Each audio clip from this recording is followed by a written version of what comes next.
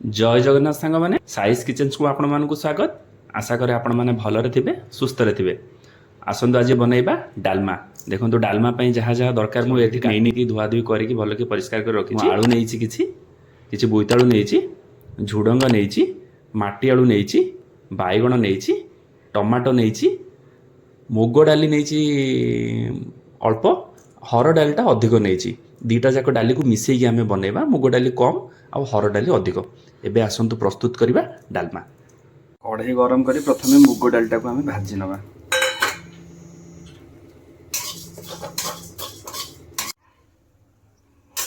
मुग डाल प्रथमे कढ़ई गरम कर टिके हल्का भाजी ताको बेसी भी भाजीबानी, कारण बेसी भाजिले तो मुग ने सिजिबनी ठीक से। आ मुग डालर कारण है मुग डाल लागे, तेणुक मुग डाली जमती लाड़ुआ न लगे भाजी नवा। फास्ट भाजिकी तापर धोईटा जाक भल कि धोई देछि परिष्कार करिकी। जो कढ़ई रे आमे मुग डाली भाजी थिले सेही कढ़ई परिबा गुडा को देई दबा।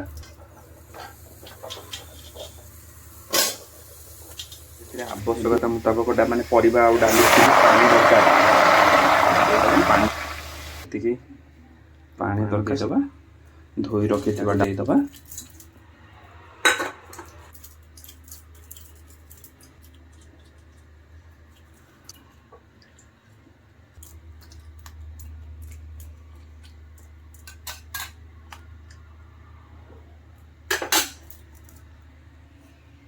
एथिरे आमे आवश्यकता मुताबिक लुण आ हलदी जी आवश्यक अच्छी स्वाद अनुसार से दबा। जिते लुण आ हलदी पकेबे से मन रखिए जमी तरकारी लुण जमी अधिक न हुए डालमा। आम ए लुण आड कर आवश्यकता मुताबिक लुण दबा।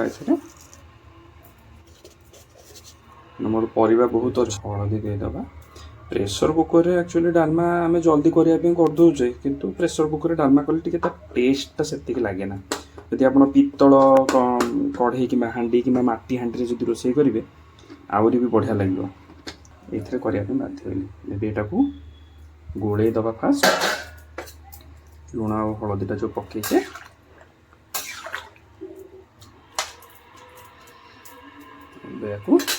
घोड़े दबा। ये फुटब सिझिला नेक्स्ट प्रोसेस करवा। एमे देखो 20 मिनिट पर डालमा आमर सिझीगला पूरा। डालमा पूरा सिझीगला देखो। ए गैस टाक बंद करदे। एबे आम या छुंक दबा। आपण मैंने चाहिए ए अदा भी दे पारे। जिते जस्ट फुटवा स्टार्ट कर चाहिए ए अदा भी दे पारे। फास्ट गैस ऑन कर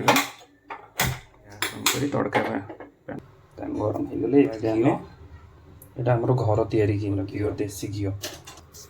आपड़ दरकार पड़े रिफाइंड ऑयल भी असुविधा ना। प्योर भेज कर घी तो टेस्ट टे भल आसे। जिते घी आपंकर ताती जीव तो से पकेवा पकेला लंका, गोटा जीरा,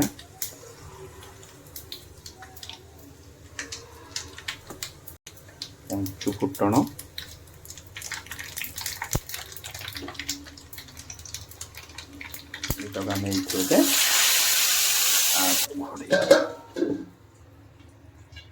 देखु मो डालमा बर्तमान रेडी।